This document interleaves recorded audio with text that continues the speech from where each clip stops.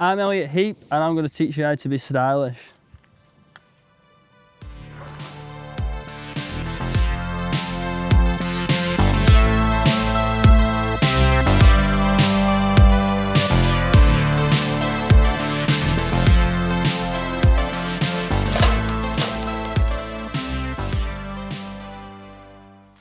In this video we're going to be looking at being more stylish in the air. First off, we've got a small tabletop, and basically I'm going to go through a couple of little features that we can go through, a couple of little turn bars, skills, stuff like that, to make it a little bit more enjoyable, plenty more stylish, and just a little bit more flow with the trail. So yeah, then we're going to go over to a bigger jump and look at some bigger tricks and just give you something to build up to and something to have as your goal, if you would. So if you're already at that level, perfect. If you're not yet, this is going to be some key features just for you to get a little bit more stylish on the trail. So here we have a small tabletop. A tabletop is a takeoff, a flat top, and then a landing.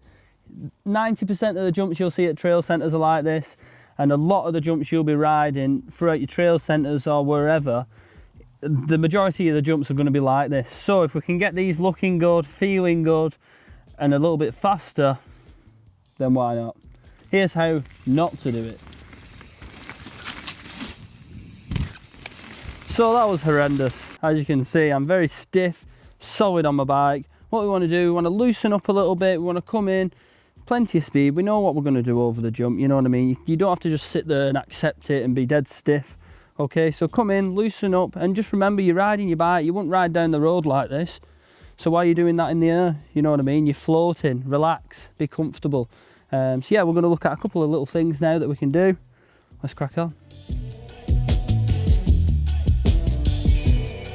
So to be stylish is all about being comfortable. So moving around and letting our bike move around, and whether that's in the air, going around a corner, coming down a straight line. You watch any of the most stylish mountain bikers in the world, they're barely ever going in a straight line. It might not be fast, it might not be the best bike riding we've ever seen, but they look comfortable, they look flowy, it's enjoyable to watch, and they're really enjoying themselves, and that's what we're here for.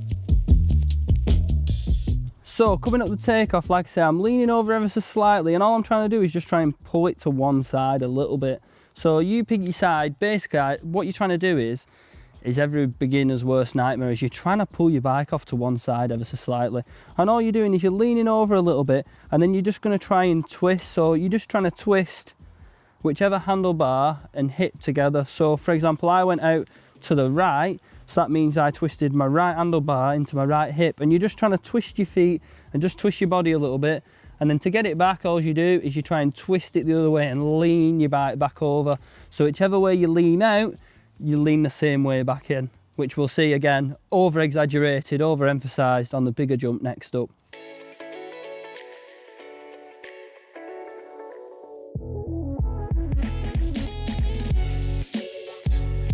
Now we're looking at getting stylish on a bigger jump. So as you can see in the video, I'm coming up the takeoff, I'm leaning over ever so slightly, like I say, not too much. It's the same as last time on the smaller jump.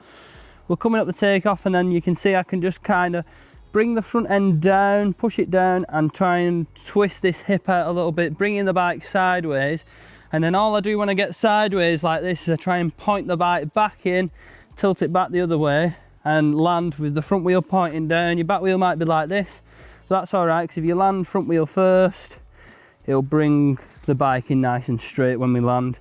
So as you can see, going from the smaller jump to this one, it's the same principle. We just take longer and lean over for longer. We pull the bike in further over for longer, which means it's got longer, a lot more time to come further out. And then the same, getting it back in as straight as we can for the landing. We want to be as straight as we can. We don't want to be landing sideways if we can avoid it. All right, so the better you get at this, the straighter you'll be able to land, and also the more style. You'll be sideways as ever. It'll look sick. You'll be able to get plenty of snaps for the gram and all your YouTube subscribers, and that's what we're all about.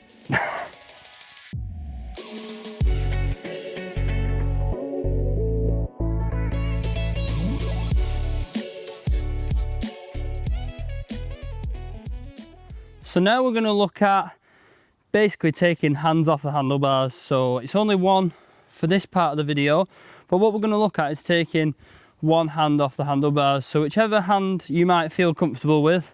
Me, preferably, I always take my left hand off if I'm taking one off on their own. I can do both, but going back to motocross days when I used to do tear-offs, it was always my left hand that did it, so I could keep my right hand on the gas.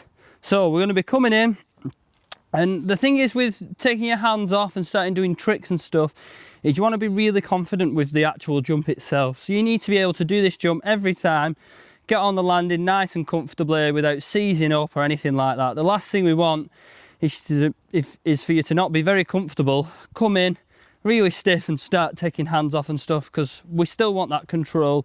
So come in relaxed, and all we're going to start off by doing is just a little hand off like that. So it's just even just straightening your fingers, taking your hand straight up off the bars and putting it back on again, and then basically all that'll do is it'll progress, and then eventually you can start getting tire grabs and like cool draggy swaggy one-handers, and then like T-bogs and stuff like that.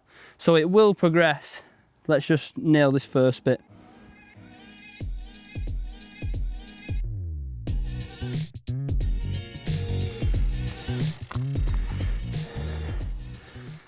So looking back at that one-hander, it was only a little bit of movement. My hand was probably off the bars for less than a second.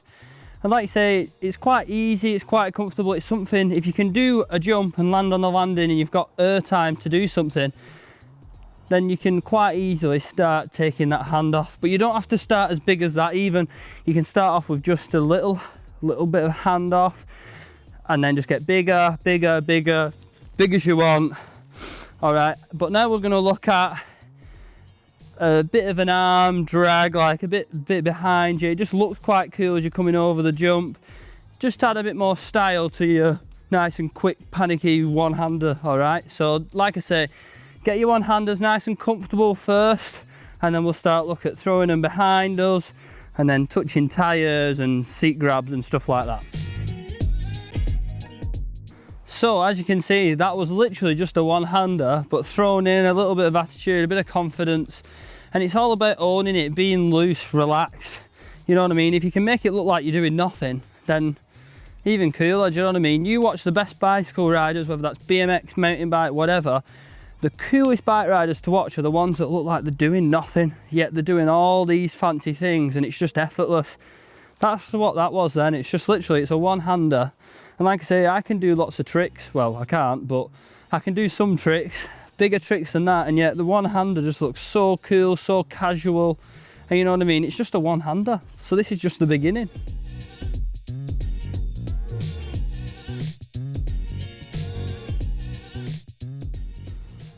So, this is how to do a tuck no-hander in 3 simple steps.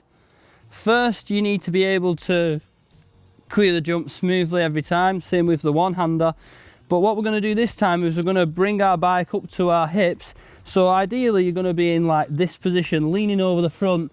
And this is the key position. You're going to pinch your down tube with your knees. And that, when you take your hands off, that's what's going to hold your bike where it is. So then when your hands come back on, you know exactly where your bike is, it's not moved, and then you're going to push it down into the landing then. All right, so we're just going to start off with this maneuver first, just the tuck. So you're going to pull your handlebars into your chest and lean over the front. All right, so we'll do a quick vid of that now. So step 3, taking your hands off. So we've done the tuck successfully. Make sure you have a couple of goes at that and just get really comfortable with it, because at the end of the day, you're going to have to be able to do that position without holding your handlebars. So, you know, have plenty of practice at step 2 first. Step 3 is going to be actually taking our hands off the handlebars. So you can see from my video, I take my hands off going this way, which means when they come back on, ideally I'm not going to touch any brake levers or anything like that. A lot of people go down, a lot of people go up. All right, so whatever's more comfortable for you, but have a couple of goes. All right, and it doesn't have to be full extension, it can just be a little bit, or it can just be one hand or one hand. All right, but to be honest, before you start doing a no-hander, do the one-hander first and then do it with the other arm. Get comfortable with taking both hands off individually before we start taking both off together. All right, so if you look at the slow-mo really closely, you can actually see when I come to put my hands back on the handlebars, my right hand actually clips my handlebars and it sends my handlebars this way, which is fine because I still got hold of it. I didn't panic and I still landed on the landing just fine. But things like this will happen. The best in the world, you know, your best free riders, stuff like that are doing these tricks day in, day out, they'll still get caught up in stuff like that. It's mountain biking, it's dangerous, it's risky, and that's why we all love it.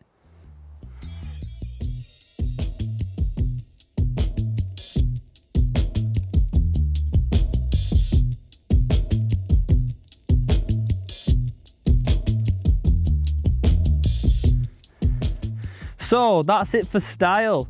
We started on the little jumps, we've come to the big jumps, we did some little bar turns, we've done some small tweaks, we've done some big whips, we've done one-handers and now no-handers. So, take away from this, if you can't do any of the big tricks, it doesn't matter. As long as you look confident, you feel confident and you're having fun in the air, that's all that matters.